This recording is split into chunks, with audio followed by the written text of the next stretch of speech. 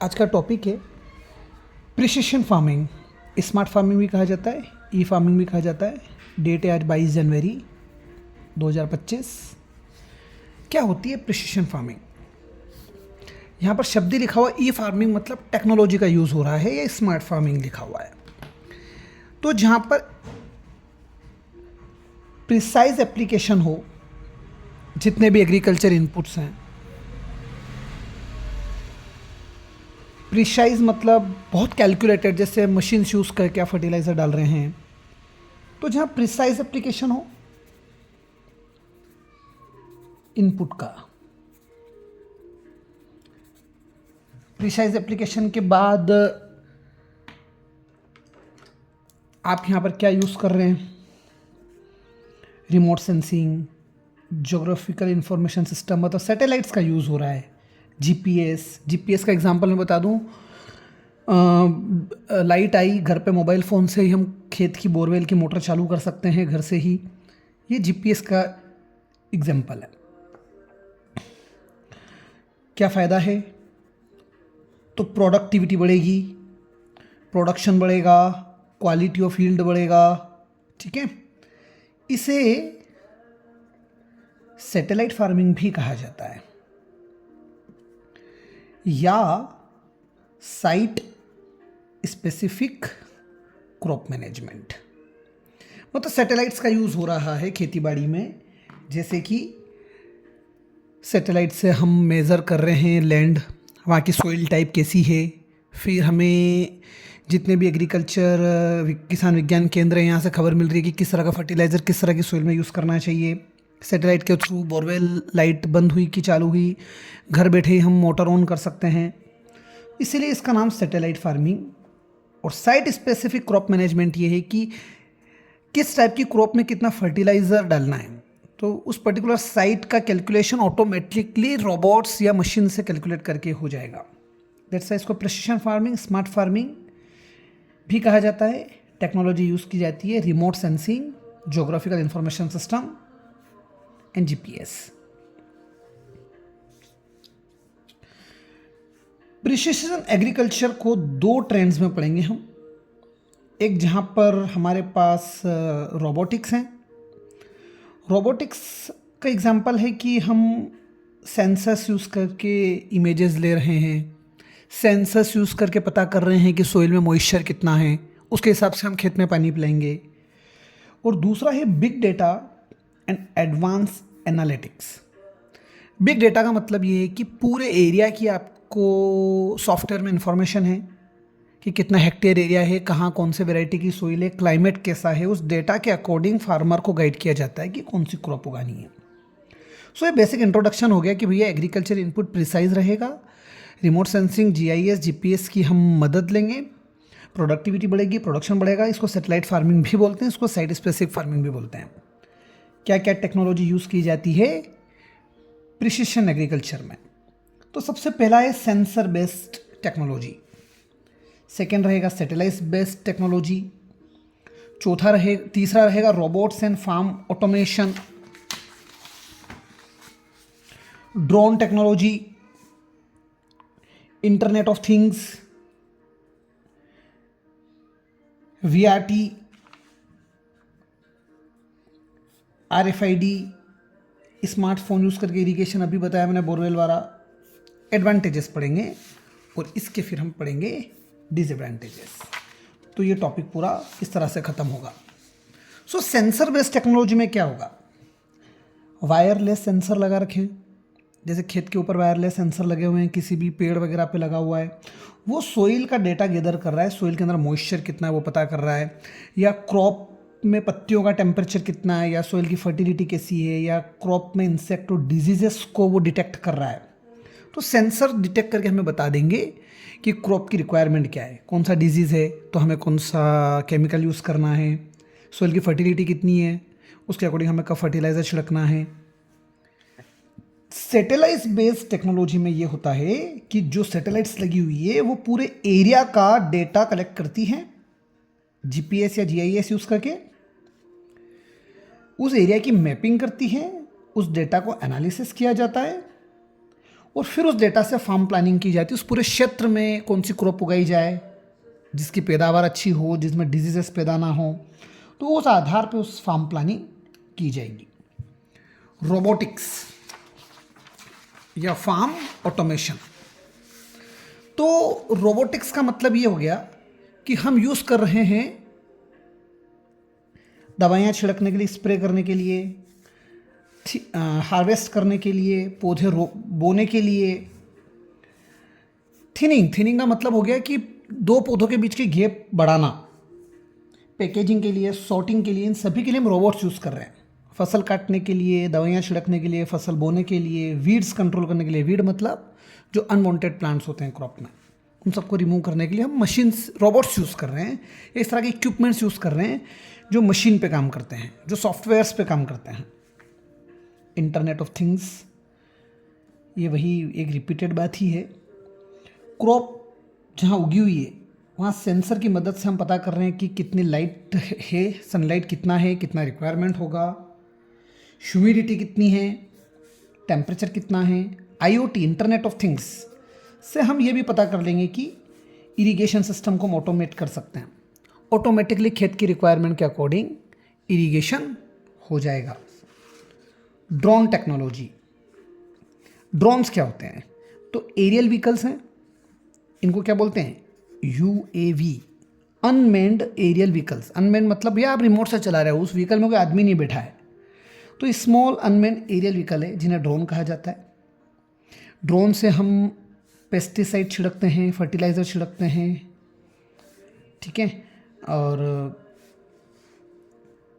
इस तरह से इसको यूज़ किया जा सकता है। ड्रोन्स को पेस्टिसाइड, फर्टिलाइज़र छिड़कने के लिए, स्प्रिंकल इरिगेशन में भी यूज़ कर सकते हैं। VRT, वेरिएबल रेट पर जब हम इनपुट डालते हैं। वेरिएबल रेट पर इनपुट डालना मतलब कि किसी एक खेत में ज़्यादा फर्टिलाइज़र चाहिए, किसी एक खेत में कम फर्टिलाइज़र चाहिए, तो VRT टेक्नोलॉजी जो है, वेरिएबल रेट टेक्नोलॉजी, ये इनेबल करता है variable application of inputs. Farmer को कहाँ कितना अमाउंट डालना है वो इस मशीन के थ्रू हो जाएगा। फार्मर पहले से सेट कर देगा मशीन में रिक्वायरमेंट्स, तो मशीन ऑटोमेटिकली जहाँ जितनी रिक्वायरमेंट है कि उसके हिसाब से फर्टिलाइज़र डालेगी या वाटर या और भी कोई चीज़। RFID टैग, आप देखो RFID टैग आजकल एनिमल आइडेंटिफिकेशन में बहुत ज़्यादा यूज़ करते हैं। एनिमल्स के कानों में आप देखो येलो कलर के जो टैग लगे रहते हैं, ये RFID टैग है। तो कोई एनिमल खो गया तो RFID टैग से हम उसको उसकी आइडेंटिटी से सैटेलाइट्स के थ्रू वगैरह हम उसको पता कर सकते हैं। RFID टैग जो एनिमल आइडेंटिफिकेशन में काम आता है। स्मार्टफोन का यूज़ कर सकते हैं इरिगेशन में। अभी मैंने बताया आपको कि मोबाइल से हम मॉनिटर कर सकते हैं इरिगेशन सिस्टम पूरा। जैसे घर पे खेत पे लाइट चली गई या लाइट कब आएगी, हमारे मोबाइल में घर पे मैसेज आ जाएगा। हम घर से ही मोबाइल से अपने कुएं की, ट्यूबवेल की, बोरवेल को ऑपरेट कर सकते हैं। मॉइस्चर सेंसर, स्मार्टफोन्स के पे मैसेज आ जाएगा। सेंसर जो लगा रखे हों मॉइस्चर को जज करके हमारे फ़ोन पर मैसेज भेज देंगे। वहाँ से हमें पता पड़ जाएगा कि कैसे वाटर कंट्रोल करना है या कैसे अदर इनपुट्स कंट्रोल करना है, ठीक है। सो अब बात आती है एप्लीकेशन की। तो site specific application of irrigation, मतलब साइट स्पेसिफिक मतलब आपके खेत पर बहुत सारे डिफरेंट आपके फील्ड को बहुत सारे खेत पार्ट्स में बांट रखा है। तो पर्टिकुलर साइट पर इरिगेशन रिक्वायरमेंट कितना होगा, पेस्टिसाइड कितना होगा, फर्टिलाइज़र कितना होगा, ये रिक्वायरमेंट के अकॉर्डिंग ही सप्लाई होगा। इससे क्या होगा, प्रोडक्शन कॉस्ट कम होगी। अननेसेसरी फर्टिलाइज़र हम नहीं डाल सकते, अननेसेसरी बीज हम नहीं डालेंगे, तो हमारी बचत होगी। सो कुल मिला के इनपुट कॉस्ट हमारा रिड्यूस होगा। नेक्स्ट है समय से पहले ही सेंसर्स वाटर स्ट्रेस, मतलब पानी की रिक्वायरमेंट कितनी है फसल को, समय से पहले ही उसमें पेस्ट और डिजीज़ आने वाले हैं या आ गए हैं तो टाइम से पहले ही हमें रिमाइंडर आ जाएगा। सोइल में अगर न्यूट्रिशन डिफिशियंसी तो टाइम से पहले ही हमें पता पड़ जाएगा, हम पहले ही फोरकास्ट कर लेंगे और इन प्रॉब्लम्स को समय से पहले ही हम मिटिगेट कर लेंगे। अभी पढ़ी लिया अपन ने कि एक्सेसिव केमिकल्स यूज़ करने से हम बचेंगे, और एक तो एक्सेसिव केमिकल भी यूज़ नहीं होगा क्योंकि हमें सेंसर से पता पड़ जाएगा कि क्रॉप की रिक्वायरमेंट कितनी है, हम उतना ही फर्टिलाइज़र डालेंगे। साथ ही टाइमली एप्लीकेशन भी होगा। जब फर्टिलाइज़र और पेस्टिसाइड डालने का टाइम होगा तभी हम उसको अप्लाई करेंगे।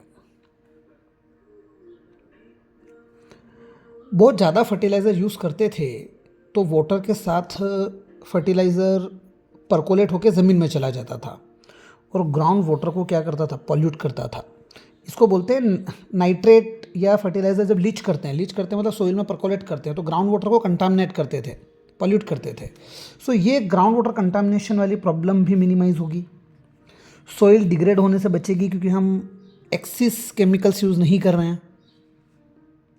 कुल मिलाकर आप लिख सकते हैं बेटर रिसोर्स मैनेजमेंट होगा और वेस्टेज भी क्या होगा, रिड्यूस होगा। तो वेस्टेज रिड्यूस होगा, बेटर रिसोर्स मैनेजमेंट होंगे, प्रोडक्शन कॉस्ट रिड्यूस होगी, प्रोडक्टिविटी इंप्रूव होगी, रिसोर्सेज अच्छे से यूटिलाइज होंगे, वाटर एफिशिएंटली यूटिलाइज होगा। तो एक कंसेप्ट आता है पर drop more crop. Precise agriculture practice से पर ड्रॉप मोर क्रॉप मतलब हर एक पानी की बूंद के लिए हमें ज़्यादा पैदावार मिलेगी क्रॉप की और वाटर भी सेव होगा। Weather forecasting system, early warning system, ये सारी चीज़ें हमें इजीली गाइड कर देगी और पहले से ही सारी चीज़ों के बारे में डिक्लेरेशन रहेगा। अर्ली वार्निंग सिस्टम मतलब पहले से ही हमें मैसेजेस मिल जाएंगे कि what decision farmer have to take now. कुल मिलाकर मोर एफिशिएंट यूटिलाइज होगा इनपुट का, जिससे यील्ड और क्वालिटी बढ़ेगी, इन्वायरमेंटल पोल्यूशन से हम बचेंगे और एग्रीकल्चर कैसी रहेगी, सस्टेनेबल एग्रीकल्चर। सस्टेनेबल एग्रीकल्चर मतलब जिसका पर्यावरण पे नेगेटिव इफेक्ट बहुत कम हो। डिसएडवांटेजेस क्या हैं? आज भी lack of reliable connectivity in rural India. कुल मिलाकर प्रिसाइज एग्रीकल्चर में सैटेलाइट्स और इंटरनेट का काम है और आज भी रूरल एरिया में कनेक्टिविटी प्रॉपर नहीं है। लोग आज भी लिटरेट नहीं हैं इतने कि इन टेक्नोलॉजीज़ को कैसे यूज़ करना। तो पुअर लिटरेसी, डिजिटल डिवाइड का मतलब ये है कि शहर के लोगों को पता है कि नया सॉफ्टवेयर आया, नई टेक्नोलॉजी आई, लेकिन गांव के लोगों को आज भी डिजिटली उन चीज़ों के बारे में आइडियाज़ नहीं हैं। सो डिजिटल डिवाइड कहने का मतलब ये है कि people are not knowing about how to use the digital technology. कुल मिला के टेक्निकल स्किल अंडर डेवलप्ड है और इन रोबोट्स, इन मशीन्स, इन सेंसर्स के लिए कैपिटल कॉस्ट बहुत ज़्यादा लगेगी, किसान को खर्चा करना पड़ेगा। तो फार्मर को ये चीज़ें डिस्करेज करती है, इसलिए फार्मर्स इन मेथड्स को अडॉप्ट करने से पीछे हटता है।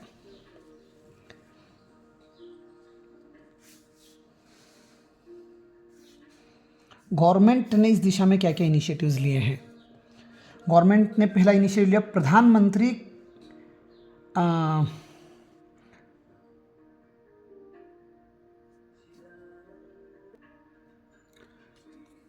प्रधानमंत्री कृषि सिंचाई योजना, जो कहती है पर ड्रॉप मोर क्रॉप, मतलब हर पानी की बूंद जब हम यूज़ करते हैं तो उससे ज़्यादा क्रॉप पैदावार हो।